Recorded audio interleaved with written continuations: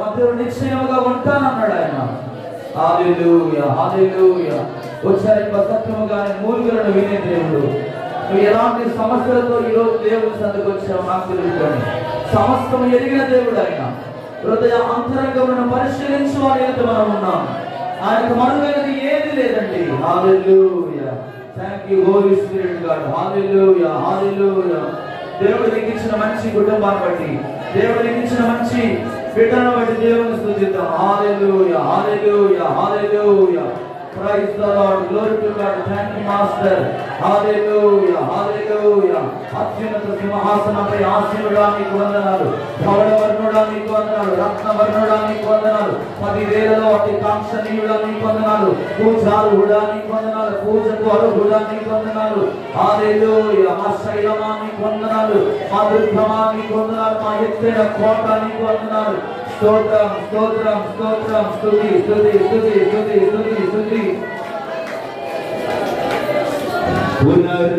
పునరుద్ధానుడా నా యేసయ్యా, పునరుద్ధానుడా నా యేసయ్యా, మరణము గెలచి బ్రతికించితివి నన్ను. స్తుతి పాడుచు నిన్నే ఘనపరచుచు ఆరాధించెదను జీవించు. స్తుతి పాడుచు నిన్నే ఘనపరచుచు ఆరాధించెదను.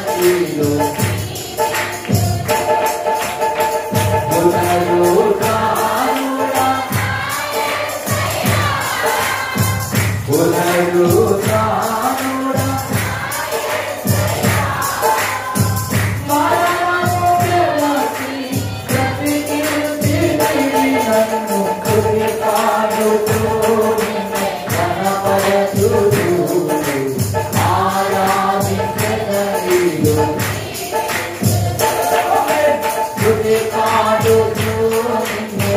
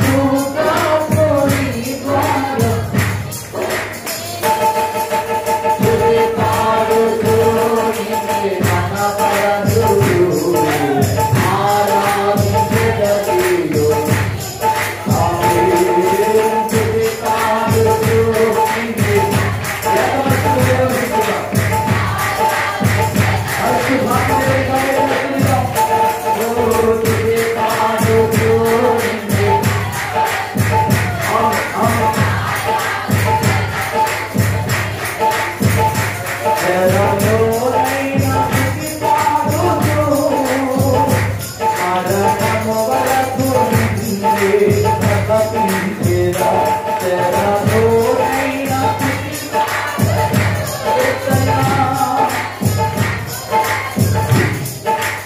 ప్రకటించేదా జగదోరైనా స్తుతి పాడుతూ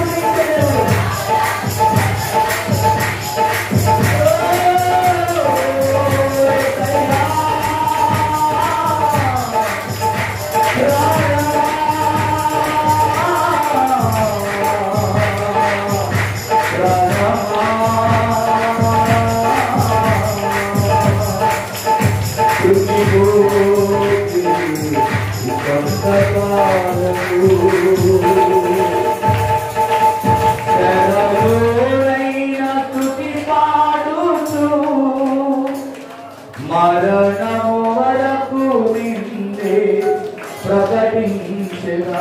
రెండు చేతులు పైకి ప్రాణమా కృంగిపోకే ఈ కొంతకాలం యేసు మేఘాలపై త్వరగా రానుండెను నిరీక్షణ కోల్పోకే నా ప్రాణమా యేసు మేఘాలపై త్వరగా రానుండెను నిరీక్షణ కోల్పోకే నా ప్రాణమా యేసు మేఘాలపై త్వరగా రానుండెను నిరీక్షణ కోల్పోకే నా ప్రాణమా. ఓ స్తుతి పాడుచు నిన్నే కనపరచుచు ఆరాధించెదనిలో జీవించుచు. ఆ స్తుతి పాడుచు నిన్నే కనపరచుచు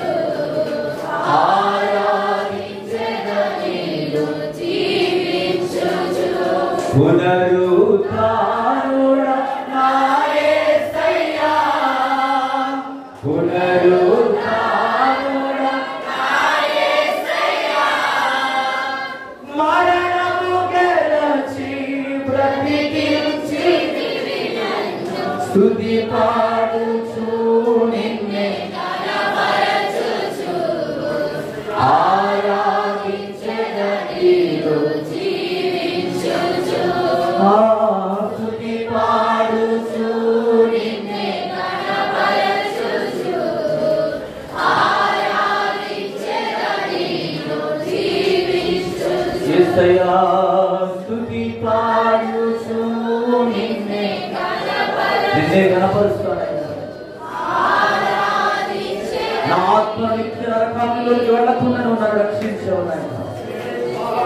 పరిశుద్ధాత్మ దేవానికి వందనాలయ్యా. చరలాంటి మాకున్న సమస్యల నుండి విడిపించగలిగిన దేవుడు నాయన. నా ప్రాణమా కృంగిపోకే ఇంకొంతకాలం నువ్వు రాబోతున్నావు నాయన.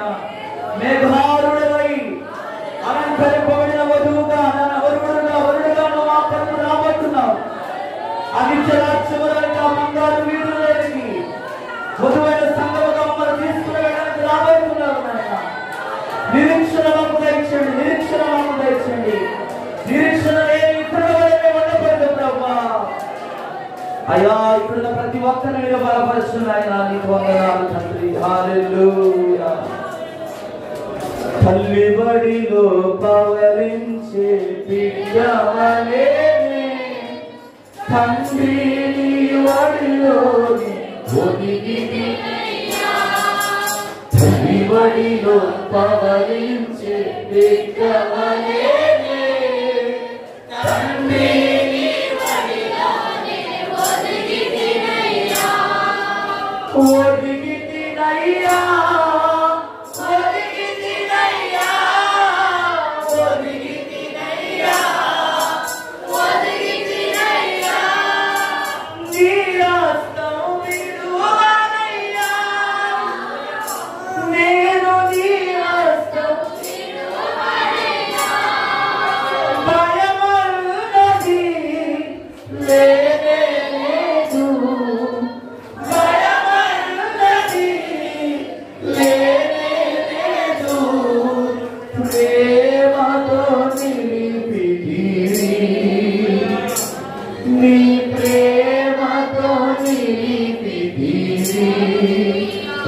బడిలో పవలించే బిడ్డవలే తండ్రి నీ వడిలోని ఒదిగితినయ్యా.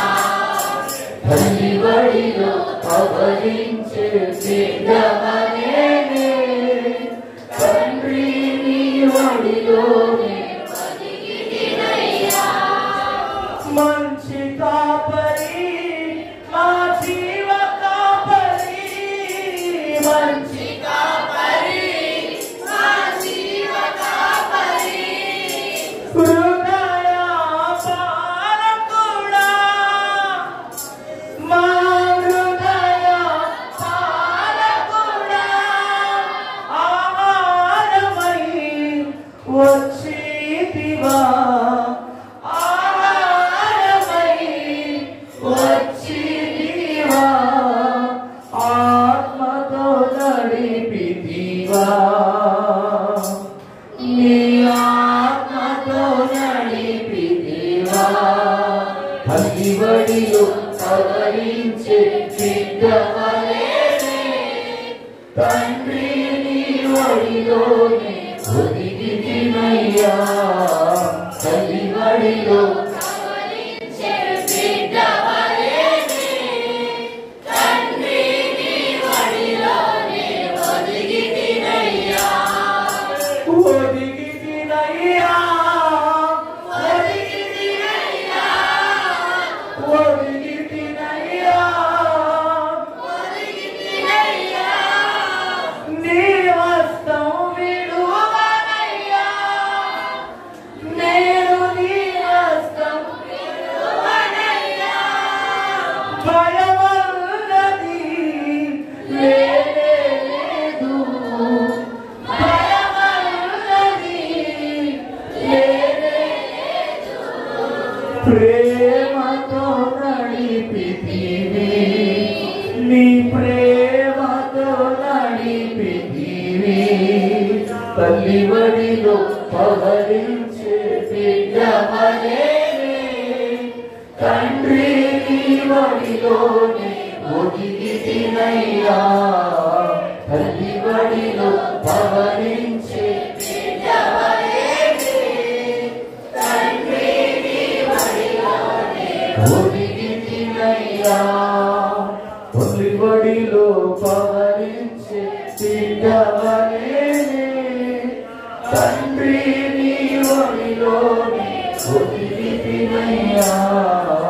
తల్లి బడిలో పవలించే బిడ్డవలే తండ్రి నీ వడిలోని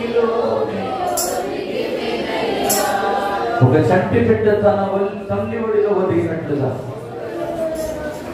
ఆ చంటి బిడ్డ తన తల్లి ఒడిలో ఉన్నంతసేపు ఎలాగైతే సేద తీరుతుందో, అలాగే మన తండ్రి అయిన ఒడిలో ఈ ఉదయకాల సమయంలో ఆయన చేతిలోకి నువ్వు రాగలిగితే, నీకున్న ప్రతి వ్యాధన నుండి, దుఃఖము నుండి ఆయన విడిపించగలిగిన దేవుడు.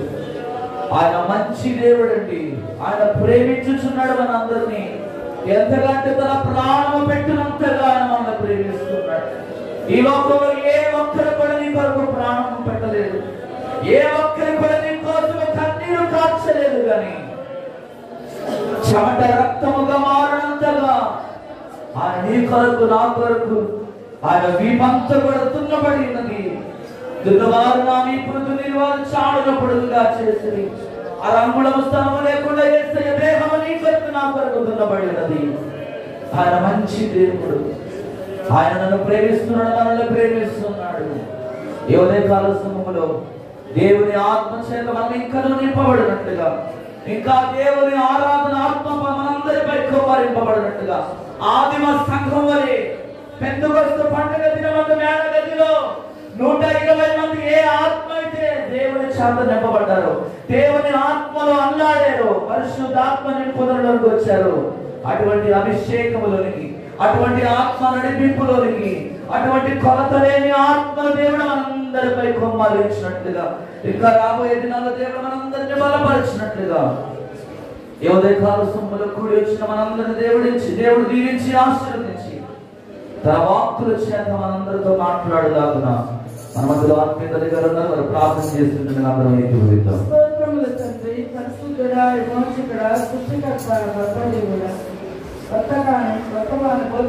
కాలంలో ఉన్నవాడ, మధ్యవాడ, కడిపివాడ, మొదలైనవాడ, నీకే స్థుతి స్తోత్రములు ఏమిచ్చి నీ రుణము తీర్చగలవాడు. 2025 12 నెలల ప్రయాణములు అప్పుడే జనవరి మాసంలో తండ్రి ఆఖరి ఆదివారంలో ప్రవేశించింది. గతించిన రోజులు మా ఎంబడు గతించిన సంవత్సరాలు మా ఎంబడు రాబోతాను. జరగబోయే కాలమంతా, మా జీవిత కాలమంతా వాక్యానుసారముగా, ఆత్మానుసారముగా, ప్రార్థనాపరంగా, నీ చిత్తానుసారంగా నడవడానికి చిత్తానుసారమైన జీవితం మాకు దయచేయండి. అవునయ్యా, వారి ఈ పాటలో మా కంఠాలు తెచ్చి చేసే స్వామిలో నీకు మా పట్ల కప్పించి అనేక మంది ఆత్మని కుమరించి ఈ రోజు నీకు ఆత్మ కానివారు నా వారి కాదన్నావు, ఆత్మ లేకపోతే నరకమే కదంటున్నావు. ఆ పోషకుల గొడవల మీద పంపించిన పరిశుద్ధాత్మ శక్తి, ఆదిమ సంఘం మీద పంపించిన పరిశుద్ధాత్మ శక్తి సర్వ సంఘం పైన కుమరించండి. సేవ నిస్తరింపచేయండి. మీ నిధుల కలకంట అనే వాగ్దానం నెరవేర్చు. మీ అమృతులు దర్శనస్థాన వాగ్దానం నెరవేర్చు. మీ కుమార్తె తండ్రి ప్రొఫెషనల్ వాగ్దానం ఈ సంఘంలో నెరవేర్చి, ఈ సంఘంలో శాంతి, సమాధానం, పరిశుద్ధత, ప్రేమ ఎరిబడిచి మీరాగకి ఎంతమంది గుంపులకి సంఘాలు చేర్చు. నీకు సిద్ధపాటు సంఘంగా తయారు చేయి. దేవమా స్తోత్రం అన్నాడు తండ్రి. దేవా ఇవో దేవా అన్నాడు ఆ సూర్య గోత్రాలైన అమ్మ. ఎలాగైతే ప్రభా యేసయ్య విమోచన కొరకు, యేసయ్య రాక కొరకు ఎదురు చూసింటారు, మేము కూడా రెండో రాకడ కొరకు దేవా నీకు కనిపడి సంఘముగా ఈ సంఘాన్ని తయారు చేయి. ఈ సంఘం స్థానంలో ఈ ఆత్మల స్థానంలో ఎరువని గొలిమితోడిరా నశించబోతున్న ఆత్మని సన్నిధికి నడిపించు. సేవ నిస్తరింపచేయదు. కూడి వచ్చిన ప్రతి ఇప్పుడు నీ పేరు నా మానవుడిది హాస్పిటల్లో ఉన్న కుమారుని కాపాడుకోలేదు. లేదా వారి దిక్కు లేని వారు ఏ స్థాయిలో లేని వారు అయ్యా నీ వారిని పంపించి నీ రక్తాన్ని పసుపు, నీ శక్తిని పంపించి నీ రక్తాన్ని పోయి, నీ ప్రభావం పంపించి నీ రక్తాన్ని పోసి ఆ బిడ్డకి ఏ పాపం ఏ అపద కలగకుండా సంపూర్ణమైన ఆరోగ్యం ఇచ్చి తండ్రి ఆపరేషన్ సక్సెస్ జరిగించి నీ ప్రభావంతో ఈ పొందాలి ఆరాధన ఇప్పుడే అద్భుతం చేసి వాటి శక్తితో రక్తాన్ని పోతుంది ప్రభావం. ఎందుకన్నా ఎన్నో చేసే ఉంటుంది. కాపాడిపోయేవాళ్ళని కాకుండా కాపాడు. అలాగే కూడి ఉన్న ప్రతి ఇప్పుడు నీది సిమోని కుమారుగా చేసుకోవాలని కూడా వచ్చి ప్రభావ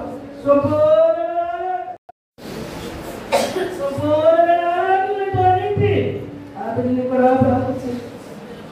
దేవా కూడి వచ్చిన పది పేరు నామాలు దీవించు. మోక్షముగా ప్రభా కనికరించు. తండ్రి తల్లిగా దేవుడు మమ్మల్ని ఉంటే సామభద్ర మధ్యలో వదిలాడుతున్నా తండ్రి గారిని కూడా కనికరించి మేము తోడుకున్నాం. కూడి వచ్చిన పది పేరు నామాలు దీవించు. పశ్చిమందరూ కావాల్సిన వాక్యము దేవాస్తోత్రం మాట్లాడే సేవలు అడిగాడు. పరిశుద్ధాత్మ శక్తిని సేవలు పైన కమ్మలించు. తన భార్య అడగబడిన దేవుడు ప్రార్థన మండుతున్నది దురదేశ జాపమును తన తల్లిని కూడా కనికరించిన యాకుడు సంఘంలో ఇంకా అనేక మంది దగ్గరే ఉన్నారు. అయ్యా స్తోత్రముల ప్రతి గుడిని కనికరించమని గ్రామంతో బాధపడిన అమ్మకి సంజీవుని కూడా ముందు సంపూర్ణమైన ఆరోగ్యం చాలా తప్పులు బాధ్యత అనేక మంది రోగులు ఉన్నారు. పేరు పేరు అమ్మాలి తండ్రి కూడా ఒక్కసారి నా ప్రాంతాన్ని నా ప్రాంతాన్ని సమానం క్రీస్తులకు వాళ్ళు వేడుకొస్తున్నారు. అందరూ కూర్చుందామండి. కొంచెం లైన్గా కూర్చుందాం. దేవుడికి స్తోత్రం కలుగుతుంది.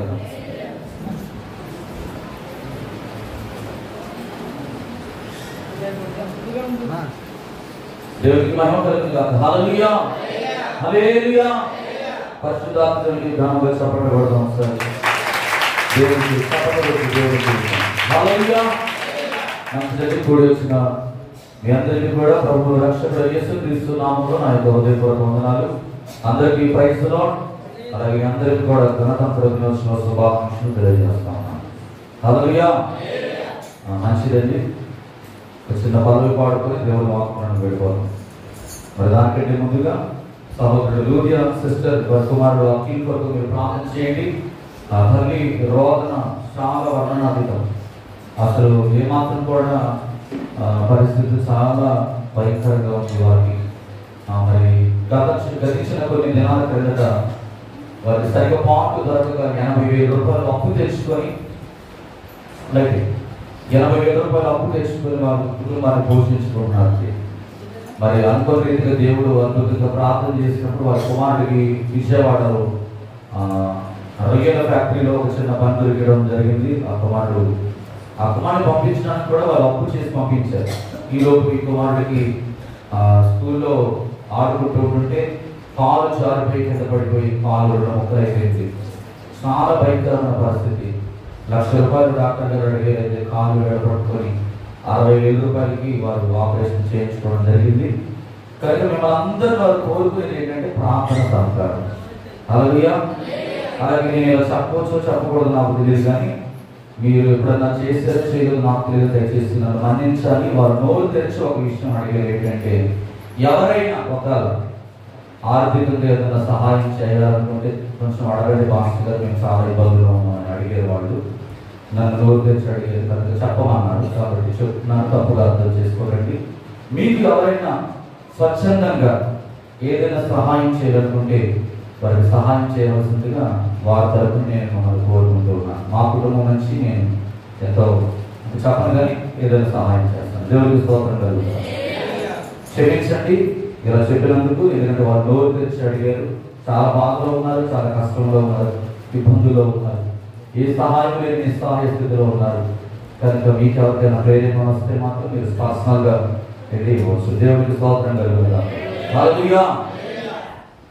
భారతదేశమా యేసుకే, నా భారతదేశమా ప్రియ యేసుకే, నీవు సొంతం కావాలన్నదే నా ప్రార్థన, నీవు సొంతం చేయాలన్నదే నా ధ్యేయం, నీవు సొంతం కావాలన్నదే నా ప్రార్థన, నీవు సొంతం చేయాలన్నదే నా ధ్యేయం.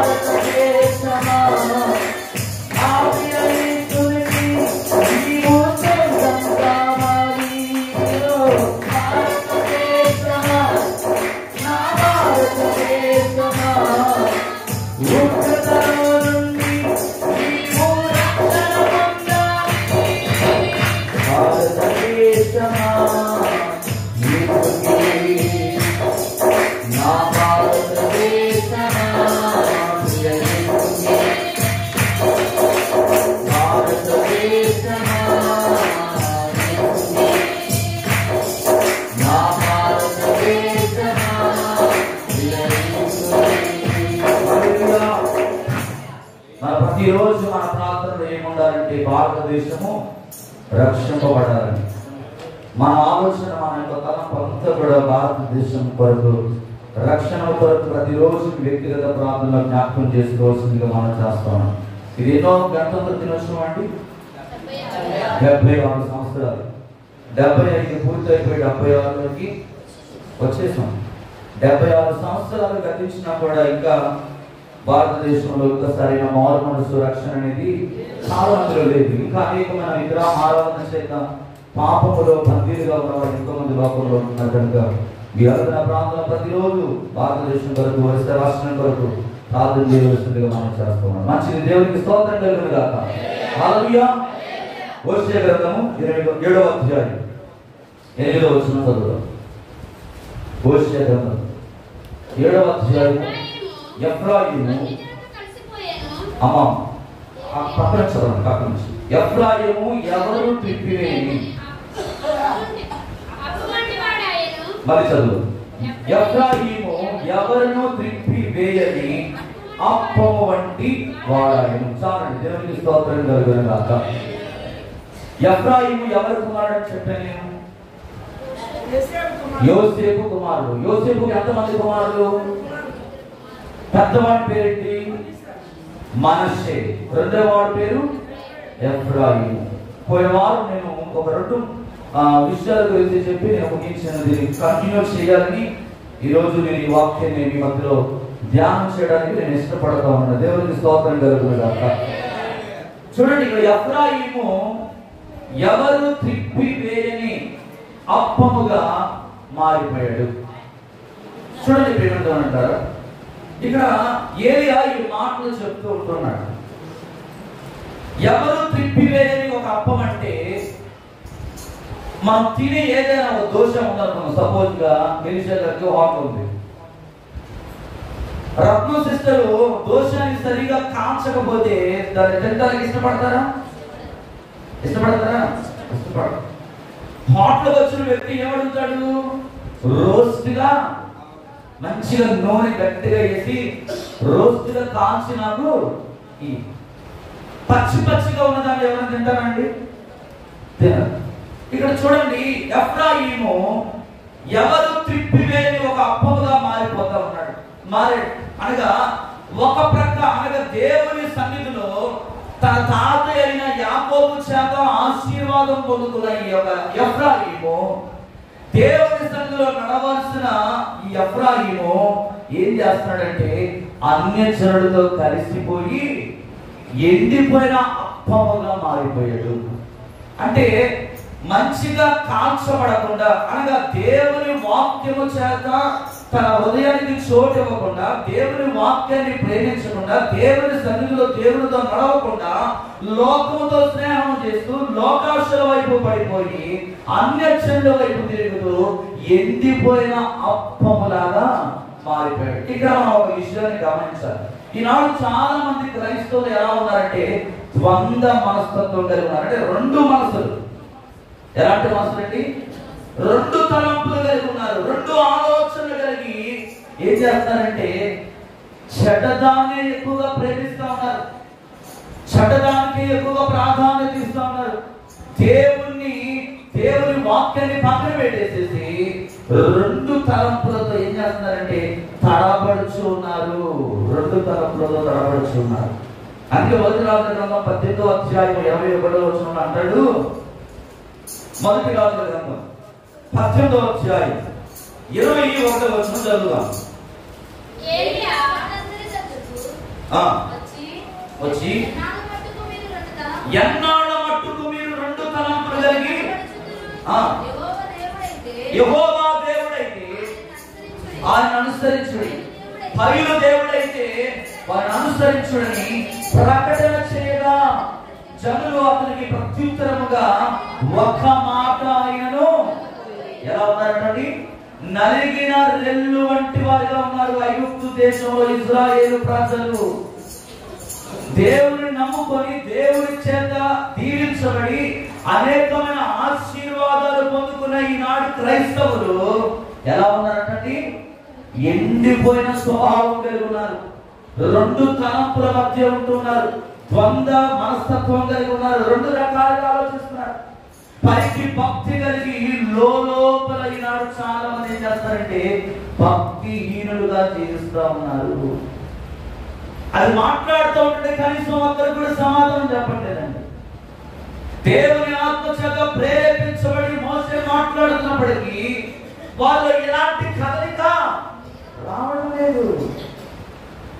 నీకు దేవుడు కావాలా, బయలు దేవత కావాలా అని చెప్పి ప్రకటిస్తుంటే వాళ్ళలో ఎటువంటి చలనం అనేది కనబడటం లేదు. చలనం కనబడటం. రెండు రకాల మనస్తత్వాలు, స్థిరత్వం లేని జీవితం. చాలా మందిలో స్థిరత్వం కనబడటం లేదు. గాలి ఎటు విసిరితే ఈరోజు చాలా మంది అటు వెళ్ళిపోతూ ఉంటారు. గాలి ఎటు విడితే అటు మళ్ళీపోతూ ఉంటారు. ఒక గాలి పటం చూడండి, దారము దానికి ఉన్నంతసేపు అది మనిషి చేతిలో ఏమవుతుంది, ఎటు తిప్పితే అటు తిరుగుతుంది. కానీ ఒకసారి దారం తెగిపోయింది అనుకోండి, దానికి దిశ అనేది ఉండదు. ఈరోజు చాలా మంది వాక్యం వింటున్నారు కానీ రెండు రకాల ఆలోచన. ఒకటి క్రైస్తవుడిగా ఉంటే ఉండాలి, లేకపోతే లోకంలోనైనా ఉండాలి. రెండు మనస్తత్వాలతో నువ్వు నడిస్తే నువ్వు అద్దరికి చేరలేవు. ఇటు దేవుని సన్నిధిలోనూ ఇటు అన్యులుగా నువ్వు ఆచారాలలో జీవిస్తున్నట్లయితే నువ్వు ఏమాత్రం కూడా దేవుని కార్యాలు నీ జీవితంలో చూడలేవు. ప్రేమని దొరికిన ఉంటే వెచ్చగానైనా ఉండు, ఉంటే చల్లగానైనా ఉండు, కానీ నులువెచ్చని స్థితి దేవుడు ఏమాత్రం కూడా ఇష్టపడటండి. ఈరోజు చాలా మంది క్రైస్తవులు మనం గమనించినట్లయితే గుడికి రాకపోతేనేమో ఒకలాగా ఉంటారు. అంటే బయట లోకంలో మనుషులు ఏమనుకుంటారో మనుషులకి భయపడి ఏం చేస్తున్నారంటే చాలా మంది విగ్రహారాధన సంబంధమైన ఆచారాలలో జీవిస్తూ ఉన్నారు. బొట్లు పెట్టి ముందు తిరుగుతూ ఉంటారు కొంతమంది. ఏ స్వభావం ఉంది వాళ్ళలో? ఇంకా ద్వంద్వ స్వభావం, రెండు మనస్తత్వాలు వాళ్ళలో ఉన్నాయి. ఎండిపోయిన అప్పు వలె వారు తయారయ్యారు. మరి అలాంటి స్థితిలో ఉన్న నీకు నీ జీవితంలో ఎలా దేవుడి కార్యం జరుగుతుంది? ఎలా దేవుడిని ప్రార్థన వింటాడు? గుడికి వచ్చినప్పుడు బొట్టు తీసి వస్తున్నాం, బయటికి పోయిన తర్వాత బొట్టు పెట్టాం. ఆ మాత్రం దానికి గుడికి వచ్చినప్పుడు పెట్టుకుని రావచ్చుగా, తప్పేముంది? దేవుడు అని చెప్పాడు. నీకు ఇష్టం లేదు, నువ్వు లోకానికి భయపడుతున్నావు. దేవుని వాగ్దానాలు ఎన్నో ఉన్నా కూడా ఆ వాగ్దానాలను అంగీకరించి కూడా నువ్వేం చేస్తున్నావంటే ఇశ్రాయేలు ప్రజలు ఏ విధంగా అయితే దేవుని కార్యాలను మర్చిపోయి కృతజ్ఞత హీనులుగా జీవించారు. ఈరోజు చాలా మంది సంఘాలలో ఏం చేస్తారంటే కృతజ్ఞత హీనులుగా జీవిస్తూ ఉన్నారు. రక్షణ అనుభవం మర్చిపోయారు. దేవుడు ఏ విధంగా పిలిచాడో ఆ పిలుపును మర్చిపోయి లోకానికి భయపడిపోయి జీవిస్తూ ఉన్నారు. అటువంటి వారితో దేవుడు చెప్తున్నాడు, నువ్వు ఉంటే వెచ్చగానైనా ఉండు, లేదా చల్లగానైనా ఉండు, కానీ నువ్వు వెచ్చని స్థితి నేను ఏమాత్రం కూడా ఉమ్మిలేస్తానన్నాడు. యెషయా గ్రంథం 31వ అధ్యాయము 1 నుండి 3 వచనాలు మీరు చదివితే, ఇశ్రాయేలు పరిశుద్ధ దేవుని లక్ష్య పెట్టకయు యెహోవా యొక్క విచారింపకయు సహాయము నిమిత్తము ఐగుప్తునకు వెళ్ళుచు గుర్రములను ఆధారము చేసుకుని వారి రథములు విస్తారములనియు రౌతుల బలాఢ్యులనియు. ఎవరిని ఆశ్రయించవలసి శ్రమ అంటండి? ఎవరైతే ఈ రోజు గుర్రముల యొక్క బలమును ఆశ్రయిస్తున్నావో, రౌతుల యొక్క బలమును ఆశ్రయిస్తున్నావో, మనుషులపై ఎవరైతే ఆధారపడుతున్నారో అట్టి వారికి శ్రమ అంట. నువ్వు ఎవరి మీద ఆధారపడాలి? దేవుని మీద. ఈరోజు ఎంతమంది దేవుని వాక్యం చదువుతున్నారు? అదే కాదు, ఎంతమంది కనీసం ఒక అధ్యాయమైన చదివేనయ్యా అన్నవాడు మీరు చేయిపోయి కదండి. ఎంతమంది ప్రార్థన చేస్తున్నారు వేకువజామున లేవగానే? దేవుని చదువు పెట్టినారు. మనం చాలా భయంకరమైన దినాల్లో జీవిస్తున్న సంగతి నువ్వు మర్చిపోవడానికి వీలేదండి. ఇక్కడ ఎఫ్రాయిము గురించి దేవుడు చెప్తున్నాడు, ఎవరు త్రిప్పితే అని అప్పముగా మారిపోయాడు. ఇశ్రాయేలు ప్రజలు పరిశుద్ధ దేవుని మీద లక్ష్య పెట్టకయో వాళ్ళు ఎవరి వైపు మాట్లాడుతున్నారంటే ఐగుప్తు యొక్క రాజు దగ్గరికి వెళ్తా ఉన్నారు. తన యొక్క గుర్రముల యొక్క బలమును ఆశ్రయిస్తూ ఉన్నారు. తన దగ్గర ఉన్న రౌతుల యొక్క బలమును ఆశ్రయిస్తున్నారు. అట్టి వారిని గురించి దేవుడు అంటున్నాడు, శ్రమ అంటాడు, ఆయనను బుద్ధిమంతుడిగా ఉన్నాడు, మాట తప్పక దుష్టుల ఇంటి వారి మీదను కీడు చేయు వారి తోడ్పడు వారి మీదను ఆయన లేచును. ఐగుప్తులు మనుషులే కాని దేవుడు కాదు, ఐగుప్తులు గుర్రములు మాంసమయములే కాని ఆత్మ కాదు. యెహోవా తన చెయ్యి చాపగా సహాయం చేయవాడు జోగును, సహాయం పొందువాడు పడును, వారు కూడి నాశనమగుదురు. దేవునికి స్తోత్రం కలుగునుగాక. ఐగుప్తు అనగా లోకానికి సాదృశ్యంగా ఉంది. ఈ రోజు నువ్వు లోకాన్ని ఆశ్రయిస్తే లోకం రక్షించదు. ఎందుకంటే లోకం దేవుని ఆత్మతో నింపబడలేదు. దేవుని ఆత్మ ఏదనంటే దేవుని సన్నిధి. నీవు ఆయన సన్నిధిని ప్రేమిస్తే ఆయన సన్నిధిలో దేవుని ఆత్మ ఉన్నది. హల్లెలూయా. ఎక్కడైతే ఇద్దరు ముగ్గురు కూడి నా నామములో ప్రార్థిస్తారో వారి మధ్యలో నిశ్చయముగా నిలబడాలన్నాడు ఆయన. ఎంతమంది ఆయన ఇక్కడ ఉన్నాడని మీరు నమ్ముచున్నారండి? హల్లెలూయా. ప్రభు అంటాడు కదా, నమ్మిక మాత్రము ఉంచుము జరుగును. ఎందుకంటే నీ జీవితంలో అవిశ్వాసం వచ్చేస్తుంది? ఎందుకని లోకాన్ని ఎక్కువగా ప్రేమిస్తున్నాం, లోకం వైపు చూస్తున్నాం. వారు సహాయం చేస్తే బాగుండు, వీళ్ళు సహాయం చేస్తే బాగుండు, అక్కడికి వెళ్తే బాగుండు, ఇక్కడ సరిగా వాక్యం రావట్లేదు, ఇంకొక స్థలానికి పోదాంలే అనుకునేవారు కూడా చాలా మంది ఈనాడు సంఘాలు తయారయ్యారు. ప్రేమనే దూరం పెట్టారా?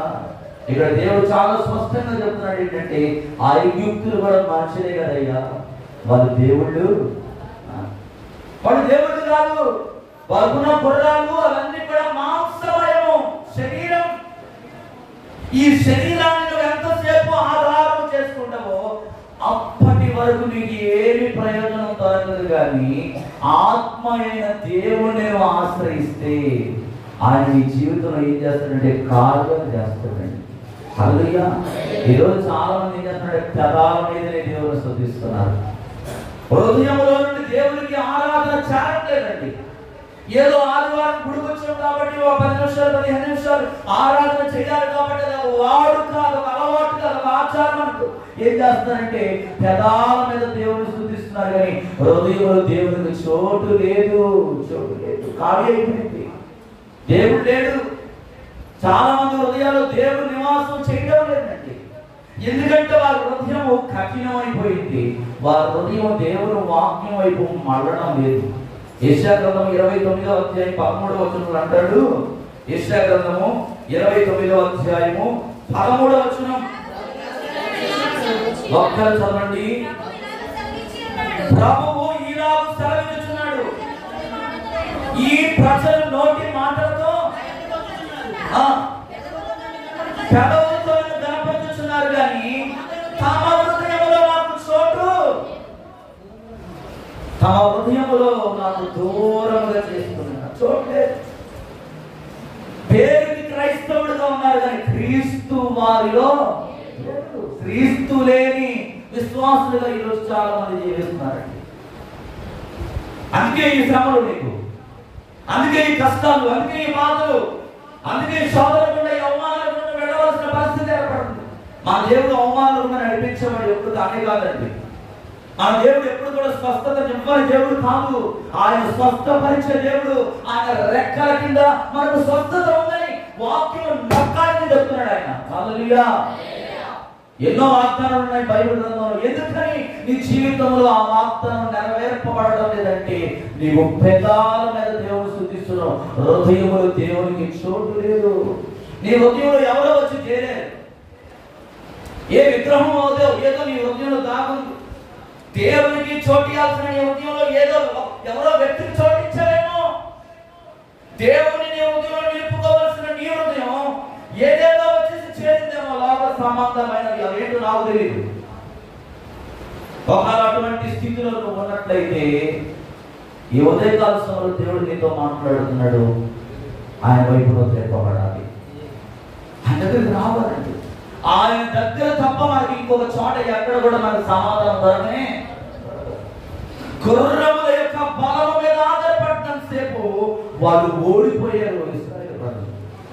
కానీ ఎప్పుడైతే దేవుని మీద ఆధారపడడం నేర్చుకున్నారో వారు యుద్ధములో ఫిలిష్తీయుల చేతిలో వాళ్ళు యుద్ధంలో గెలిచారు. ప్రేమని దేవుడు పెట్టారా? ఈ ఉదయకాల సమయంలో యుద్ధము యెహోవాదే అని దేవుడు సలహిస్తున్నాడు. నీ హృదయంలో చోటుందా ఆయనకి? రక్షణ దేనికంటే నీ ఆత్మకు. నీ ఆత్మ ప్రతిరోజు మండిపబడాలంటే నీ శరీరం నరగొట్టబడాలి. హల్లెలూయా. శరీరానికి సుఖాన్ని పెట్టేసేసి శరీరాన్ని బాగా సుఖపరుచుకొని ఆత్మయ దేవుడు రగిలింపబడాలంటే, ఉజ్జీవింపబడాలంటే, కుటుంబంలో కార్యాలు జరగాలంటే జరగవు. శరీరం ఏమవ్వాలి? నరగొట్టబడాలి. ఉపవాస ప్రార్థన అనుభవంలోకి వెళ్ళాలి. అపోస్తుల బోధ యందు, రొట్టె విరుచుట యందు, సహవాసమందు ఎడతెగని అనుభవం నీలో ఉన్నప్పుడే నీ యొక్క శరీరం అనగా నీ రొట్టెకు సాదృశ్యంగా నీ దేహం అనే శరీరం ఏంటంటే అటు ఇటు రెండుగా కాల్చబడుతుంది. పరిశుద్ధాత్మ అనే నూనె నీ శరీరం మీద, నీ దేహం మీద, నీ ఆత్మ మీద, నీ తల మీద ఎప్పుడైతే ప్రోక్షింపబడదో అప్పుడు తినదగినదిగా నువ్వు వాడగలుగుతావు. అనగా దేవునికి ఇంపైన సువాసనగా నీ జీవితం మారుతుంది. ఇక్కడ ఎఫ్రాయిము యొక్క పరిస్థితి ఎండిపోయిన మాడిపోయిన స్థితిలో ఉన్నాడు. అనగా ఒకవైపే కాల్చబడుతున్నాడు, కానీ మరొక పక్క తన హృదయం లోపం వైపు తిరుగుతా ఉంది. తినదగని వాడిగా ఉన్నాడు, ప్రయోజనము లేని వాడిగా ఉన్నాడు,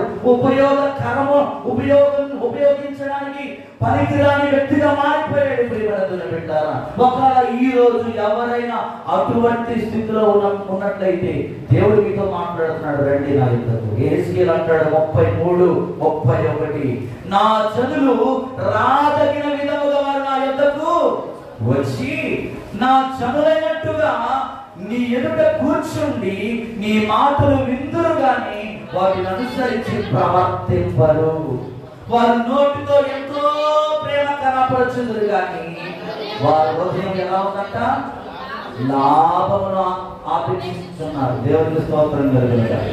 ఏంటంటే వాక్యం వింటా ఉన్నారంట, కానీ ఏం ఆశిస్తున్నారంట? లాభమును ఆశిస్తున్నారు. చెవులతో వింటున్నారు కానీ ప్రవర్తన సరిగా లేదు. దేవుని వాక్యాలు ఎన్నో అనేక మంది దైవ సేవకుల ద్వారా ప్రకటించబడతా ఉన్నాయి. ఎంతగానో దేవుడు గర్తిస్తా ఉన్నాడు. కానీ సంఘము ఈరోజు చాలా మంది ఏం చేస్తారంటే లోబడని వారుగా ఉన్నారు. వారు దేనికోసం దేవుని దగ్గరికి వస్తారంటే ఆశీర్వాదం, దీవెన కొరకు మాత్రమే ఈరోజు చాలా మంది దేవుడిని వెంబడిస్తున్నారు. కానీ పశ్చాత్తాపము, ఆత్మ పరిశీలన అనేది ప్రతి ఒక్కరిలో కనబడటం లేదండి. ఆత్మ పరివర్తన చెందాలని దేవుడు కోరుకున్నాడు. వారి హృదయం అంటే లాభమును ఆపేక్షించున్నాడు. ఈనాడు చాలా మంది అలాగే ఉన్నారండి. అందుకే తిమోతి పత్రికలో అంటాడు 2 తిమోతి 3:5 అంటాడు, పైకి భక్తి గల వారి వలె ఉండి దాని శక్తిని ఆశ్రయించని వారిని ఎందురు ఇట్టి వారికి ఏమంటాడండి? విముఖుడు అంటే ఏంటి? దూరం వెళ్ళిపోతాడు అంతే. ఆయన పైకి భక్తి కలిగి లోపల దేవుని శక్తిని ఆశ్రయించినంత సేపు కూడా నువ్వెంత గుండె బాగుకున్నా గుండె నొప్పి చేస్తుంది అంతే. నువ్వెంత గట్టిగా ఆడిసినా నీరసం అవుతుంది తప్ప ప్రయోజనం ఏమీ ఉండదు. నీ హృదయంలో నుండి రావాలి. నీ హృదయాన్ని పూర్తిగా దేవుడికి సమర్పించాలి. దేవుని సన్నిధిలో దేవుడు తప్ప వేరే ఒక ఆలోచన నీ హృదయంలో ఉండకూడదు. గలిలయ సముద్రం మీద శిష్యులు ప్రయాణం చేశాడు కాబట్టి దేవుడు ఎలా ఉన్నాడు? మొదటి మీరు అలాంటి నేను అరకలు వస్తా అని చెప్తే వాళ్ళు ప్రయాణం చేసి వెళ్తా ఉన్నారండి. వెళ్తా ఉంటుంటే కొంత దూరం వెళ్ళేసరికి వారు సముద్రం యొక్క నడి పొట్టులో ఉన్నారు. వాళ్ళు మధ్యలో ఉన్నారు, ప్రయాణం చేస్తూ ఉన్నారు. అప్పటి వరకు ప్రశాంతంగా ఉంది సముద్రం అంతా కూడా. ప్రశాంతంగా ప్రయాణం చేస్తుంటే ఈ లోపు ఉన్న పాటున సముద్రం అంతా కూడా అలజడికి గురవుతా ఉంది. భయంకరమైన గాలి, తుఫాను వారి నావను కొడుతూ ఉన్నప్పుడు వారి విశ్వాసం చూడండి ఎలా ఉందో. అలా అంటున్న మాటలు ఏంటంటే వాళ్ళ సంభాషణలు ఏ విధంగా ఉన్నాయంటే, ఇదిగో ఇదే సముద్రంలో ఇదే తుఫాన్లో ఎంతో మంది చిక్కుకొని మరణించారు. మన పని కూడా అయిపోయింది. ఇక మన చాప్టర్ ఈ రోజుతో క్లోజ్ అయిపోయింది, మా మేడం అతనికి అని చెప్పి ఎలా మాట్లాడుతారంటే అవిశ్వాసముతో మాట్లాడుతున్నారు. యోగ ప్రభు దూరం నుండి ఆయన నీటి మీద నడుచుకుంటూ వస్తూ ఉంటుంటే వాళ్ళు చూసి ఏమనుకున్నారంటే, అమ్మో దయ్యం. కొన్నిసార్లు కొంతమంది జీవితంలో దేవుడు పక్కనే ఉంటాడు అని తెలుసుకోరండి. కొన్నిసార్లు దేవుడు పక్కనే ఉంటాడు కానీ గ్రహించారు. కొన్నిసార్లు దేవుడు మాట్లాడుతూ ఉంటాడు కానీ ఆయన స్వరాన్ని వినేవారిగా ఉండరు. ఎందుకంటే వారి చెవులు ఏమైపోయినాయంటే మందగిలిపోయి దేవునికి వారు హృదయం దూరంగా ఉంది అంటున్నాడు. పైకి భక్తి గల వారి నుండి దాని శక్తిని ఆశ్రయించిన వారిని ఇందురు ఇట్టి వారికి విముఖుడవై ఉండుము. పెదవులతో భక్తిని కనపరచుచు అంట హృదయములో లాభం. అంటే ఈరోజు సంఘాలు ఎలా తయారయ్యాయంటే జనాలు ఉంటే చాలు, దేవుని ఆత్మ లేకపోయినా పర్వాలేదు. మంది వస్తే చాలు దేవుడు లేకపోయినా పర్వాలేదు అన్నట్టు తయారైంది సంఘాలు. హల్లెలూయా. దీనికి మాటకు అర్థం అదేనండి. ఈ మాటకు అర్థం అదే. అధిక ప్రకటన గ్రంథం 3:15-16 అంటాడు. ప్రకటన గ్రంథము 3:15-16 వచనం చదువుతాం.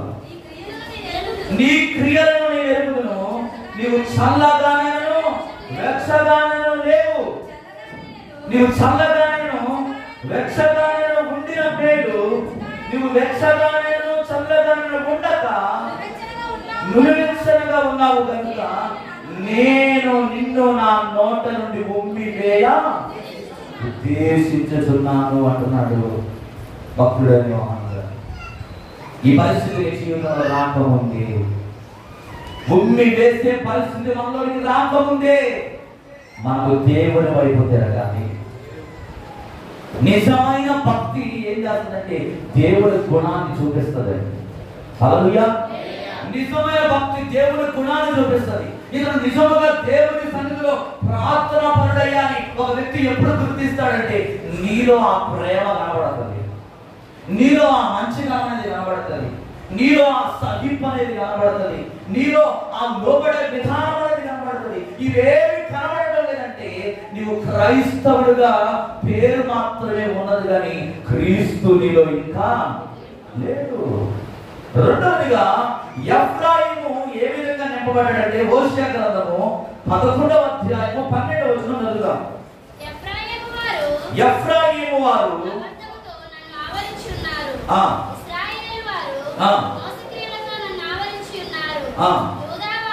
యూదా వారు తిరుగుబాటు చేతులు నమ్మకమైన పరిశుద్ధ దేవుని మీద తిరుగుబాటు చేయుచు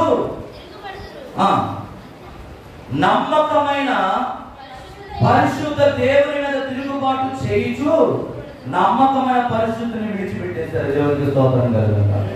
హల్లెలూయా. చూడండి, ఎఫ్రాయిము అంట అబద్ధములతో మోసములతో నిండి ఉన్నాడు. ఇశ్రాయేలు వారు మోస క్రియలో నన్ను ఆవరించి ఉన్నారు. యూదా వారు నిరాకారంగా దేవుని మీద తిరుగుబాటు చేశారు. దేవునికి స్తోత్రం కలుగుతుంది. ఇది ఎవరి గురించి చెప్తున్నాడంటే స్వయంగా దేవుని నమ్మిన బిడ్డలతో చెప్తున్నాడు.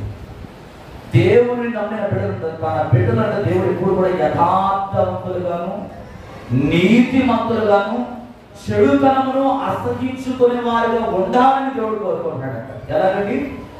యథార్థవంతులుగాను నీతిమంతులుగాను చెడుతనమును అసహించుకునే వారిగా ఉండాలని దేవుడు కోరుకుంటున్నాడు. అబద్ధానికి జనకుడు ఎవరు? సాతాను. అబద్ధానికి జనకుడు సాతాను. అటువంటి సాతాను సమూహముగా ఈరోజు చాలా మంది దేవుడిని ఆశ్రయించకుండా ఎవరిని ఆశ్రయిస్తున్నారంటే తాయిత్తులను ఆశ్రయిస్తారు. తాయిత్తులు మెడలో సిలువ ఉంటుంది, చేతికి తాయిత్తు ఉంటుంది. మెడలో సిలువ ఉంటుంది, నడుముకి ఏదో కడతారు ఆకు. దేవునికి స్తోత్రం కలుగుతారు. యేసు ప్రభు ఫోటో ఇంట్లో ఉంటుంది, ఇంటి ముందు ఏమో ఇంటిగా కనబడతాయి, ఇంటి ముందు గుమ్మడిగా కనబడుతుంది, ఇంటి ముందు రకరకాల చెట్లు, ఏ ముళ్ళ చెట్టు, మధ్యకాలంలో మా సైడ్ బాగా పెడతారండి, గుళ్ళు ఉంటాయి నాకు అంతా కూడా చెట్టు అది పెడతారు. ఏంటమ్మా అంటే ఏంటన్నా దిష్టిలో పెడుతుంటారు. అదే ఇంకొంతమంది ఈ మధ్యకాలంలో ఒక మాట వాడతారు ఏంటంటే, ఎవరో కళ్ళు నా మీద పడ్డాయి. ఎందుకు పడతాయండి? పడతాయా మా మీద? దేవుడు ఈ భూమి మీద నీకు దేవుడు సర్వాధికారం ఇచ్చాడండి. ఇద్దరు భూమి మీద కలిసి ఏదైతే బంధిస్తారో పరలోకంలో దాన్ని బంధిస్తానన్నాడు దేవుడు. ఇద్దరు భూమి మీద కలిసి ఏదైతే విప్పుతారో దాన్ని పరలోకంలో విప్పుతానన్నాడు. కానీ ఎందుకంటే ఇంకా లోకానుసారంగా ఆలోచన చేస్తున్నాం. పూర్తిగా మనం ఎప్పుడైతే ఆధారపడతామో ఏ అపవాది కూడా మనం ఏమీ నేను అదే స్టార్టింగ్ చెప్పాను కదా, ద్వంద్వ స్వభావం వాళ్ళతో చాలా మంది లోకంలో జీవిస్తున్నారండి. అందుకే దేవుడి శక్తిని సరిగ్గా అర్థం చేసుకోలేకపోతుంది. కానీ ప్రభు అంటున్నాడు, మనం యథార్థవంతంగా ఉండాలి, మనం నీతివంతులుగా ఉండాలి, చెడు కామను మనం అసహించుకొని దేవుణ్ణి హత్తుకోవాలి. అందుకే యోహాను అంటాడు 8:44లో, మీరు మీ తండ్రి యొక్క అపవాది సంబంధులు, మీ తండ్రి దురాశను నెరవేర్చుకోరుచున్నారు. ఆది నుండి వాడు నరహంతకుడై ఉండి సత్యమందు నిలిచిన వాడు కాడు. వాడిని ఏం లేదు, సత్యమే లేదు. వాడు అబద్ధికుడు, తన స్వభావం అనుసరించి మాట్లాడును. వాడు అబద్ధికుడు, వాడు అబద్ధములకు వాడు ఎవడంట? అబద్ధానికి జనకుడు. ఈ లోకంలో దేవుడిని దేని ఎక్కువగా ప్రేమిస్తారంటే అబద్ధాన్ని ఎక్కువగా ప్రేమిస్తారు. అక్కడ ఏ జరగకపోయినా పలానా చెప్తారు అంట కదా, పలానా అమ్మ ఇలా అంట కదా. ఈ రోజు చాలా మంది మనుషులు దేని కొరకు ఎక్కువగా ఇష్టపడతారంటే వినడానికి, అబద్ధాన్ని వినడానికి ఇష్టపడుతున్నారు, మోసపూరితమైన మాటలు వినడానికి ఇష్టపడుతున్నారు. కానీ సత్యవాక్యాన్ని వినడానికి ఏం చేస్తారంటే చెవులు పక్కన పెట్టేశారు. అందుకంటాడు, తండ్రి మీరు మీ తండ్రి యొక్క అపవాది సంబంధులు, మీ తండ్రి దురాశను నెరవేర్చుకోరుచున్నారు. ఆది నుండి వాడు ఏమై ఉన్నాడంట? నరహంతకుడు. ఈరోజు మనిషి ఎలా తయారంటే భయంకరమైన దయ్యపు స్వభావంతో నింపబడిపోయాడు. భయంకరమైన దయ్యపు స్వభావం మనిషి జీవితంలో ఏమొచ్చేసిందంటే అనుమానం అనేది చేరి ఈరోజు చాలా కుటుంబాలు విచ్ఛిన్నం అయిపోతా ఉన్నాయి. చిత్తూరు జిల్లాలో ఒక న్యూస్ చాలా కలిసి రాస్తా ఉంది ప్రతి ఒక్కరి హృదయాన్ని. ప్రియమైన గవర్నమెంట్ ఒక ఆర్మీలో ఉద్యోగం చేసి రిటైర్డ్ అయిన ఒక వ్యక్తి ఏమైందో తెలీదు, తన భార్య మీద ఒక అనుమానం అనేది తన హృదయంలో కలిగి ఏం చేశాడంటే 72 ముక్కలుగా తన భార్యను నరికివేసి కుక్కర్లో ఉడకబెట్టేసేసి ఎముకలన్నింటిని కూడా పొడి చేసి చెరువులో. అంటే చూడండి, ఈరోజు మనిషి ఎలా తయారయ్యాడంటే మృగం. ఈ సోషల్ మీడియా వచ్చిన తర్వాత, ఈ ఫోన్ అనేది వచ్చిన తర్వాత, యూట్యూబ్ అనేది వచ్చిన తర్వాత మనిషి చూడండి క్రైమ్ ఏ విధంగా చేయాలో. ఆ వ్యక్తి అంటే కొన్ని రోజుల క్రిందట కుక్క మీద చేశాడట ప్రయోగం. ఒక కుక్కని ఇంట్లో తీసుకొచ్చుకొని దాన్ని చంపేసేసి దాని మాంసాన్ని ముక్కలుగా తీసివేసి కుక్కర్లో ఉడకబెట్టి దాన్ని ప్రయోగం చేశాడంట. ఆ ప్రయోగం సక్సెస్ అయింది. తన భార్య మీద చూపించాడు. వాడు అంటాడు, ఈరోజు మీరు ఏమి చేసుకుంటారు, నన్ను చేసుకోండి, కోర్టులో తీర్చుకుంటాను. చూడండి, దేవుడి ప్రేమ లేదండి. మనుషులు ఎలా తయారైపోయారంటే మృగాలుగా మారిపోయారు. కానీ ప్రభు వారందరూ కూడా ఎటువంటి స్వభావంతో ఉన్నారంటే వాళ్ళలో ఉన్నది అపవాది స్వభావం. అపవాది ఎప్పుడు కూడా ఏం చేస్తాడంటే మనశ్శాంతిని లేకుండా చేస్తాడు. అపవాది ఎప్పుడు కూడా మోసాన్ని సృష్టించాలని ప్రయత్నం చేస్తాడు. అపవాది ఎప్పుడు కూడా ద్వేషాన్ని కలగజేయాలని సృష్టిస్తూ ఉంటాడు. మనుషులు చూస్తే చాలు, కొంతమంది ఎలా ఉన్నారంటే ఈ రోజుల్లో ఒక మనిషిని చూడడానికి ఇష్టపడలేదు. పాస్టర్ గారు ఏదైతే చాలు, పాస్టర్ గారు కనబడదు, ఈయన అవ్వాలన్నట్టుగా పోయేవారు ఉన్నారు. అంటే ఏం లేదు వాళ్ళలో ప్రేమ లేదండి. ఒక విషయం జాగ్రత్తగా మనం ఆలోచన చేయాలండి. ప్రైజ్ ది లార్డ్ అంటే ఏంటి? దేవునికి మహిమ. ప్రభు ఏం చెప్పాడు? మీరు ఒకరికొకరు వందనము ఏమండి నాకు చెప్తున్నావా నువ్వు? ఎవరు చెప్తున్నావు? దేవుడిని కనపరుస్తున్నావు. మనం కనపడడం కాదా అంటే ఆ దేవుని నామాన్ని కనపరచడానికి కూడా నీకేమంత వస్తుంది? ఏమన్నా వస్తుంది? ఇగో ఇగో అట్ట వచ్చేస్తుంది, గర్వం, ఇగో. ఆ ఇగో చేస్తున్నాము ఈరోజు విడిచిపెట్టబడదు కాదా? ఎఫ్రాయిము అబద్ధాన్ని మోసాన్ని ప్రేమిస్తున్నందువల్ల దేవుడు ఏమైపోయాడండి? అతనికి దూరం అయిపోయాడు, మాట్లాడటం మానేశాడు. ఈరోజు ప్రేమని దూరం పెడతాడు. ప్రకటన గ్రంథం 22:15 అంటాడు, కుక్కలు, మాంత్రికులను, వ్యభిచారులను, నరహంతకులను, విగ్రహారాధికులను, అబద్ధములను ప్రేమించి జరిగించు ప్రతి వాడు ఎక్కడుంటాడు? పరలోక రాజ్యంలో ఉండడు. ఎక్కడుంటాడు తెలుసా? బయట ఉంటాడు. కుక్క స్వభావం కలిగిన కుక్క అంటే తన వాంతుకు వల్ల కక్కిన వాంతుకు మరలినట్లుగా ఈరోజు ఎన్ని వాక్యాలు చెప్పినా, ఎన్ని ప్రసంగాలు చేసినా, దేవుడు కళల ద్వారా మాట్లాడినా, దర్శనం ద్వారా మాట్లాడినా, ఈరోజు చాలా మంది ఎలా ఉన్నారంటే కుక్క తన వాంతికి మరలినట్లుగా దేవుడి దగ్గర రాకుండా ఇంకా పాపం వైపు మరుగుతూ ఉన్నారు, లోకాశ్ర వైపు తిరుగుతూ ఉన్నారు, విగ్రహారాధన వైపు వెళ్తూ ఉన్నారు, అబద్ధాన్ని ఎక్కువ ప్రేమిస్తూ ఉన్నారు. అట్టి వారి గురించి దేవుడు ఒక మాట చెప్తున్నాడు ఏంటంటే వేరుపడ్డ ఉంటారు అని. ఇది ఎన్నో మరణం తెలుసా? రెండవ మరణం. అక్కడ పెద్ద లిస్ట్ ఉంది. ఎవరెవరంటే ఆ అబద్ధికులు అనే వాళ్ళు ఆ అగ్నిగుండంలో ఎవరెవరు ఉంటారంటే పిరిగివారంట, అవిశ్వాసులు, నరహంతకులు, వ్యభిచారులు, మాంత్రికులు, విగ్రహారాధికులు, అబద్ధికులు. ఇంతమంది ఏం చేస్తున్నారంటే దేవుని శక్తిని ఆశ్రయించకుండా దయ్యాన్ని ఆశ్రయించి ఆ యొక్క రెండవ మరణంలోకి వెళ్ళిపోతున్నారు. రెండవ మరణం అనగా నిత్య నరకం. అక్కడ అగ్ని ఆరదు అని చెబుతూ దేవుడు మాట్లాడుతున్నాడు. ఈనాడు ఇక్కడ నుండి అయినా, ఈ రోజు నుండి అయినా నీ ఆలోచన విధానం యేసు నామములో మారుగాక. మోసపూరితమైన క్రియలలో నుండి యథార్థవంతులుగా నువ్వు మారాలని దేవుడు కోరుకుంటున్నాడు. యథార్థవంతులకు ఏ మేలు కొదువై ఉన్నదంట. నువ్వు యథార్థంగా జీవిస్తే నీకు ఏం కావాలో నువ్వు దేవుడు అడిగిన దాన్ని దేవుడు దయచేస్తాడు. మూడవ విషయం చెప్తాను. 12వ అధ్యాయం 1వ వచనం. ఎఫ్రాయిము గాలిని మేయుచున్నాడు, మానక దినమెల్లా అబద్ధం ఆడుచు బలాత్కారం చేయుచున్నాడు.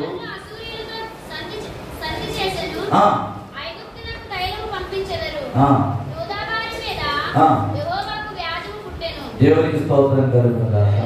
దీని అర్థం ఏంటంటే చాలా మంది ప్రయాస పడుతున్నారు కానీ తృప్తి చెందట్లేదు. చాలా మంది ఏం చేస్తున్నారు? ప్రయాసపడుతున్నారు, కష్టపడుతున్నారు, సంపాదిస్తున్నారు, ఏం లేదన్నా తృప్తి లేని జీవితం జీవిస్తున్నారు. తృప్తి లేని జీవితం, వ్యర్థమైన వాటి కొరకు చాలా మంది ఏం చేస్తున్నారంటే సమయాన్ని హెచ్చిస్తున్నారు. అర్థం కాదు. గాలి ఎటు మళ్ళితే అటు మళ్ళువాడంట. లోకమంతా ఏ వైపు పోతుంటే ఈ వ్యక్తి మాత్రం ఏం చేస్తాడంటే ఒకవైపే పోతాడు. కొంతమంది ఉంటారండి, కొంతమంది సంఘంలో కొంతమంది చూస్తూ ఉంటుంటే కొన్నిసార్లు చాలా నవ్వొస్తూ ఉంటారు. ఏంటంటే అందరూ ఒకవైపు పోతూ ఉంటుంటే వీడు అంటాడు కదా, లేదు లేదు అలా జరగడానికి ఇలాగే జరగాలంటాడు, ఇలా చేస్తేనే బాగుండదు అంటాడు. అది ఎంతకి తెవలనే తెవలు. ప్రేమ దూరం పెట్టారా? ఖాళీ ఎటు మళ్ళీ అటు మళ్ళీ వాడగలు ఉన్నాయేమో.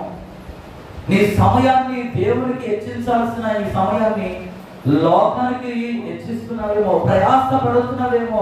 ఏమీ దొరకట్లేదు. ఎంత ప్రయాసపడినా ఏమీ దొరకట్లేదు. ఎందుకంటే నీ మార్గము దేవుని వైపు లేదు. నీ మార్గము దేవుని వైపు లేకుండా నీ అంతటా నీవే చేస్తున్నట్టు నీకు నచ్చిన మార్గంలో అట్టి వారంట గాలికి ఎదురు కొట్టువలే ఉంటారు కనుక ఎట్టి కార్యాలలో కూడా వారు సఫలీకృతము కాలేదు. దానియేలు అంటాడు 4వ అధ్యాయం 33వ వచనం. దానియేలు గ్రంథము 4వ అధ్యాయము ఆ గడియలోనే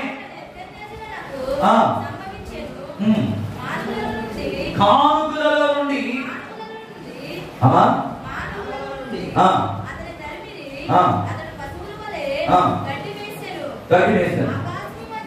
ఆకాశపు మంచు అతని దేహంలో తడుపగా అతని తల వెంట్రుకలు పక్షిరాజు రెక్కల వంటి మరి అతని గోళ్ళు పక్షుల గోళ్ళు వంటి ఆయన దేవునికి స్తోత్రం కలుగుతుందా. దేవుడంతా మనను తన ఆకారములో తన స్వరూపములో చేసుకుని తన వలె ఉండాలని ఆశపడతా ఉన్నాడు. కానీ మనుషుడు ఏం చేస్తున్నాడు? ఆకారాన్ని మార్చుకొని మూర్ఖత్వానికి చోటించి నెబుకద్నెజరు రాజులాగా తయారాడు. నెబుకద్నెజరు రాజు ఏమయ్యాడండి? పశువు వలె కట్టివేశాడు. పశువు వలె కట్టివేశాడు. ఈరోజు దేవుని వాక్యము నిన్ను హెచ్చరిస్తా ఉంది ఏంటంటే, ఆయనను తన స్వరూపములో చేసుకున్నాడు, తన పోలికలో చేసుకున్నాడు. కనుక నువ్వేమవ్వాలి? దేవుని వాక్యమును అనుసరించేవాడుగా ఉండాలి. ఆయన చిత్తాన్ని నెరవేర్చేవాడుగా ఉండాలి. ఆయనకి ఇచ్చిన సమయాన్ని ఉపయోగించుకునేవాడుగా ఉండాలి. రెండవదిగా సంతృప్తి కలిగిన హృదయం కలిగి ఉండాలి. సంతృప్తి ఉండాలి. నీకు సంతృప్తి ఉండాలి. దేవుడు అందించాడా? పంపించాడా? అందులోనే సంతృప్తి చెందు. అంతేగాని అందరి వాటి ఎందు నువ్వు మనసు పెట్టినట్లయితే అవి ఏ రోజు కూడా నువ్వు పొందుకోరు. ఇక దానియేలు గురించి చక్కని మాట చెప్తున్నాడు. ఆ గడియలోనే అలాగున నెబుకద్నెజరునకు సంభవించెను. మానవుల నుండి అతని తరిమి అతడు పశువు వలె గడ్డి వేసెను. ఆకాశపు మంచు అతని దేహమును తడుపగా అతని తల వెంట్రుకలు పక్షిరాజు రెక్కల వంటి అతని గోళ్ళు పక్షుల గోళ్ళు వలె. ఆ కాలము గడిచిన పిమ్మట నెబుకద్నెజరును నేను మరలా మానవ బుద్ధి గలవాడనై నా కళ్ళు ఆకాశములను ఎత్తి చిరంజీవియు సర్వోన్నతులకు దేవుని స్తోత్రము చేసి గణపరిచి స్తుతించుదుని. ఆయన ఆధిపత్యము చిరకాలం వరకు, ఆయన రాజ్యము తరతరములకు. హల్లెలూయా. చేసిన తప్పులు ఏం చేశాడు? మళ్ళీ ఒప్పుకున్నాడు. చేసిన తప్పును కప్పుకోలేదు, కానీ ఒప్పుకొని దేవుని శక్తిని ఆశ్రయించాడు. ఆయన గొప్పతనాన్ని వర్ణిస్తా ఉన్నాడు. ఆయన తరతరములకు అద్వితీయ దేవుడు, స్తోత్రాలకు అర్హుడైన దేవుడు, మహాత్యము గల మహారాజు అని ఎప్పుడైతే తను చేసిన తప్పును తెలుసుకుని దేవుని స్తుతించడం మొదలుపెట్టాడు, దేవుడు మరలా ఆశీర్వదించాడు. ఈరోజు చాలా మంది సృష్టికర్తను మనిషి సృష్టిని పూజిస్తున్నారని రోమీయులు రాసిన పత్రిక 1:20-25 వరకు ఇంటికి వెళ్ళి చదువుకోండి. అక్కడ మంచి సందర్భం కనబడుతుంది. ఏంటంటే, తాను నరికిన తుట్టు కర్రనంట కొంత పొయ్యిలో పెట్టి కట్టెగా ఉపయోగించి మాంసాన్ని వండుకుంటున్నారంట. కొంత రాజ పెట్టి రొట్టెలు కాల్చుకుంటున్నారంట. మిగిలిన కొంత ఏం చేస్తారంటే చలి కాల్చుకుంటున్నారు. ఇంకొక కొంత కట్టెలు ఏం చేస్తున్నారంటే దేవతగా మార్చి దాన్ని దేవుడని పూజిస్తున్నారు. దీని అర్థం ఏంటంటే, అట్టివాడు బూడిద తిరుగుచున్నాడు, వాని మనస్సు మోసపోయినదై తప్పుదారిని వాడిని తీసుకొని పోచున్నది, వాడు తన ఆత్మను రక్షించుకొనచాలని యెషయా గ్రంథము 44వ అధ్యాయము 14 నుండి 20 వరకు ఇంటికి చదివితే అక్కడ ఈ విషయాలు కనబడుతుంది. ఏదో చాలా మంది ఏం చేస్తారంట, సగం కట్టే లోకంలో జీవిస్తా ఉంది, ఇంకొక సగం కట్టే దేవుల్లో జీవిస్తా ఉంది. మిగిలిన కొంత ఏం చేస్తున్నారంటే విగ్రహ సంబంధమైన అలవాట్లకు ఉపయోగిస్తున్నారు. ఆచారాలు, పద్ధతులు ఇవి విడిచిపెట్టలేకపోతున్నారు. ఈరోజు కాబట్టి నేను హెచ్చరిస్తున్నాను, విడిచిపెడితే దేవుని కార్యక్రమం పొందుకుంటాం, విడిచిపెడితే దేవుని ఆశీర్వాదం పొందుకుంటాం.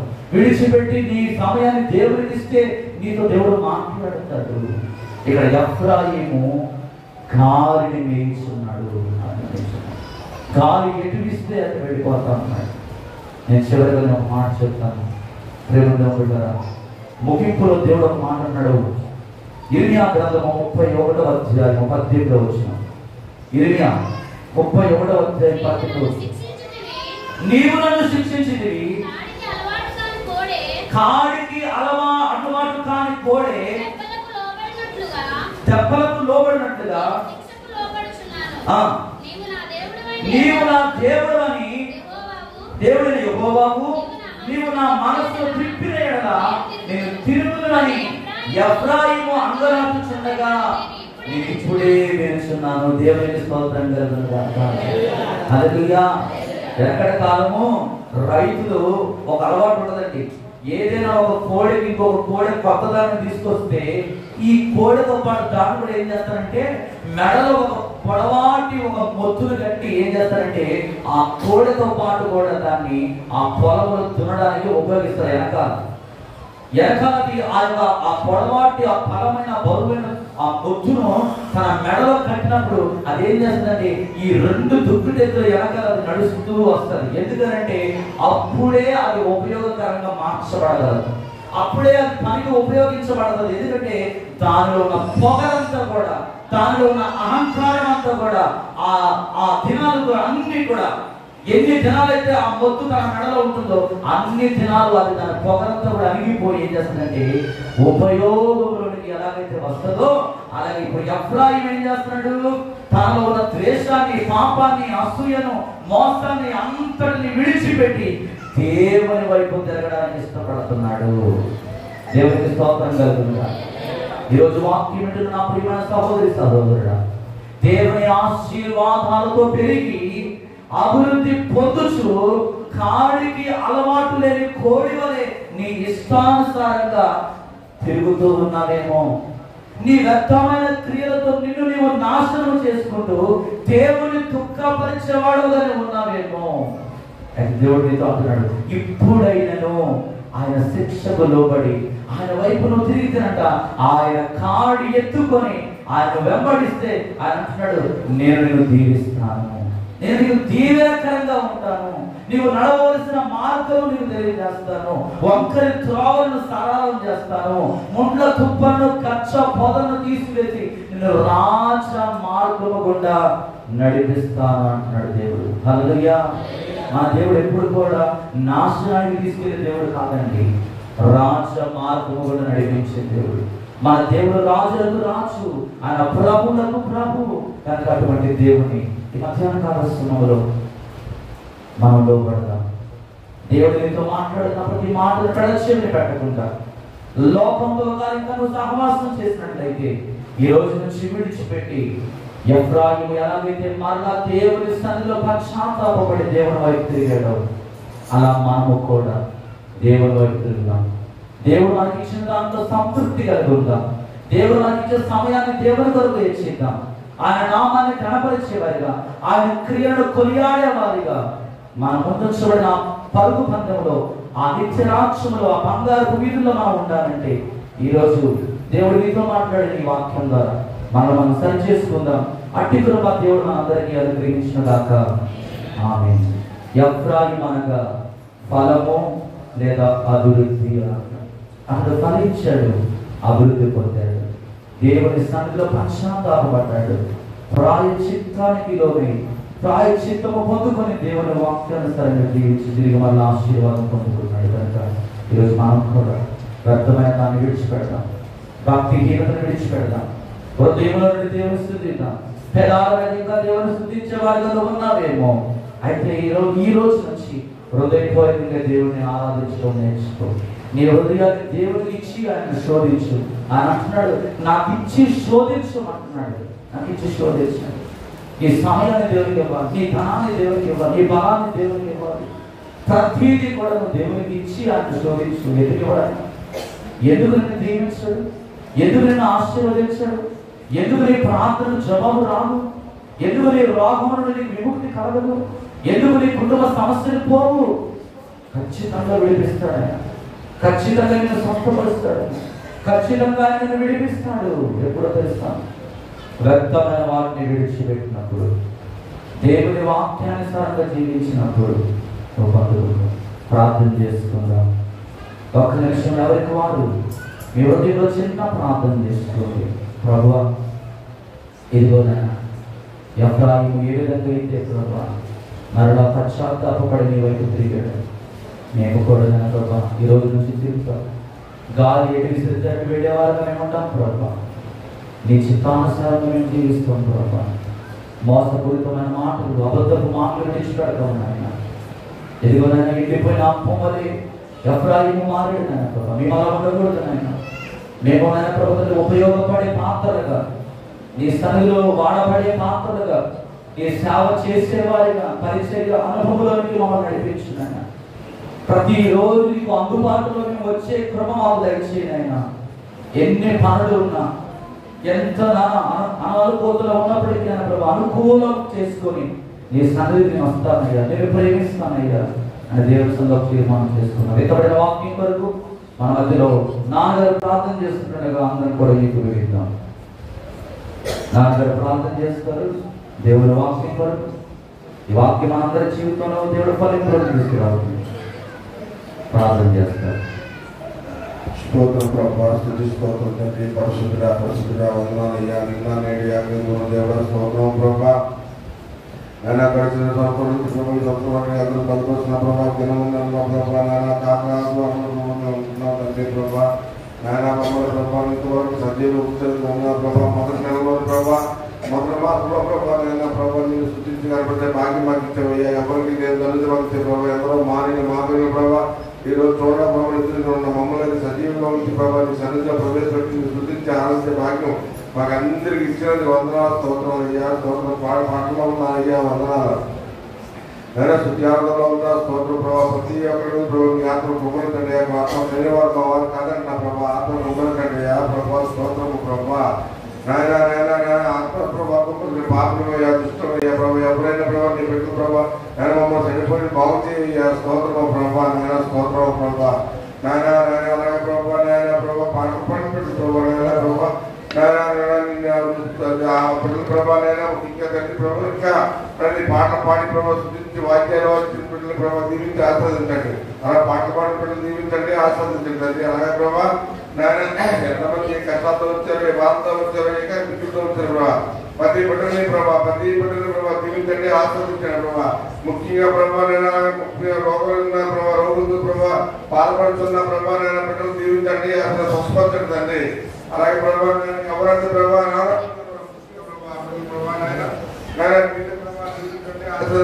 బాగు చేయండి ప్రభావ. వందనాలు ప్రభావ. అలాగే ప్రభావ నేను పక్కవారు తండ్రి అలాగే ప్రభావ దీవించండి, ఆస్వాదించండి ప్రభావ.